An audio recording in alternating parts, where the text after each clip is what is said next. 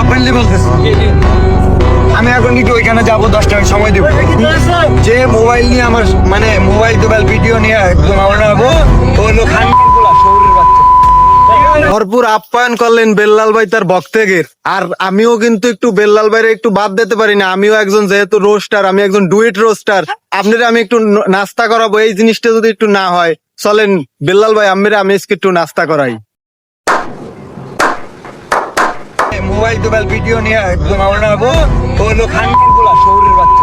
আচ্ছা বেল্লাল ভাই আপনারে যদি আমি কই দোষ কি সব আপনার শিষ্যকে, আপনার কোনো দোষ নাই? হ্যাঁ আম্মেরে আমি আজকে দোষ আম্মের দোষ হ্যাঁ আমি একদম ধরাই দেবো কানে কানে। আম্মের যে দোষ, আম্মের শিষ্যকে মায়েরে যে এত সুন্দর ভাবে মনে করেন সালাম দিলেন, এই সালামের জবাব যদি এরা না দেয় তাহলে যেন বিষয়টা কেমন হয়ে যায়। তো আজকের ভিডিওটি হতে চলেছে খুবই আকর্ষণীয়। আর আজকের ভিডিওটি আপনি যদি বাদ দেন তাহলে কেমন যেন একজন অনুপ্রেরণার একটা গল্প আপনি কিরম যেন শুনতে পারতে আছেন না। এই সময় কম, শুরু করো।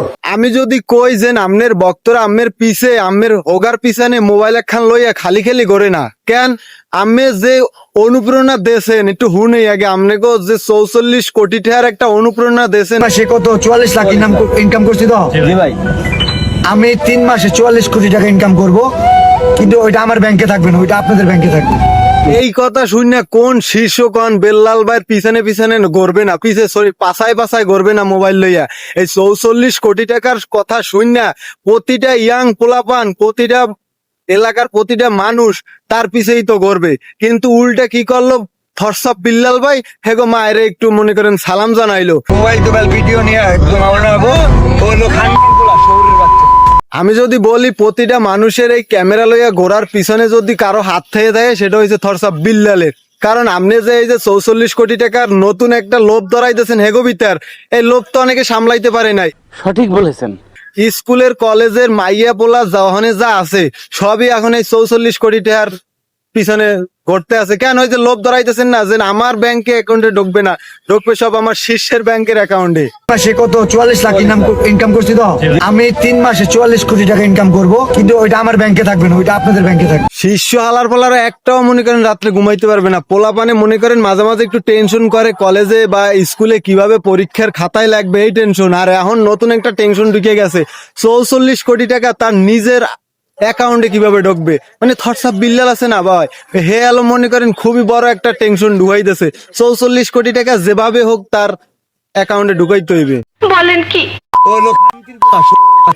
আমার পেজে 18,000 প্লাস ফলোয়ার আছে। প্রতিটা ভাই বোনদেরকে আমি প্রশ্নটা করতে চাই, 44 কোটি টাকা যদি একদম মনে করেন তার পিছে করতে করতে পাছায় পাছায় করতে করতে যদি আমার অ্যাকাউন্টে আসে বা ভিডিও করতে করতে যদি আমার অ্যাকাউন্টে আসে, কার রোম ভাই কার স্যাডে 400 টাকার মজুরিতে সারাদিন খাটে কন। যে সমস্ত পোলাপান 400 টাকার বিনিময়ে সারাদিন খাটতো, গাদার খাটনি হেয়ার পর হেয়ার সংসার চালাইতো, এই সমস্ত পোলাপান মনে করেন 44 কোটি টাকার কথা শুনিয়া মনে করেন কাম কাজ সব ফালাইয়া এখন মনে করেন থরসব বিল্লালের গোয়ায় গোয়ায় আডে ক্যামেরা একখান লইয়া।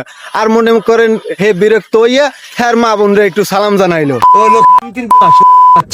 কতটুন সাপড়ি মাপড়ি লইয়া এরপর এই যে গোয়ার পিছনে পিছনে আডেন। আমি জানি আম্মে মানবতার ফেরিয়াল্লাহ নতুন টাকা পয়সা দিতে আছেন গরিব দুঃখের, এটাও খুব ভালো কথা ভাই। আম্মের যদি কন্টেন্ট দেওয়ার ইচ্ছা থাকে আপনি নতুন পেজ ক্রিয়েট করেন, প্লাস সেখানে আপনি ভিডিও দেওয়া শুরু করেন। আপনি এই সাপড়ি মাপড়ি নিয়ে এগো নিয়ে মনে করেন আর বাপ মারে আবার উল্টা আপনি সালাম জানাইয়েন না।